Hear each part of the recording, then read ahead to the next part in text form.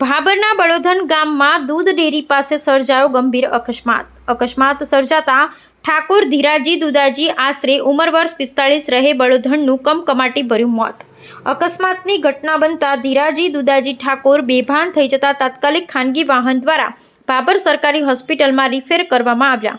તે દરમિયાન વચ્ચે દમ છૂટી મૂક્યો હતો અને ભાબર તાલુકાના બળોધણ ગામમાં દુકાન પર કંઈક ચીજ વસ્તુ લેવા માટે જઈ રહ્યા હતા। તે દરમિયાન ખાનગી વાહન નાના ટેમ્પાએ જોરદાર ટક્કર મારતા બળોધણ ગામમાં ઘટના સ્થળે લોકોના ટોળે ટોળા દોડી આવ્યા।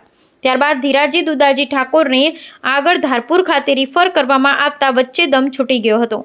મૃત્યુ થનાર ધીરાજી દુદાજી ઠાકોરની બોડીને પીએમ માટે ભાબર સામૂહિક હોસ્પિટલ ખાતે ખસેડવામાં આવ્યા હતા।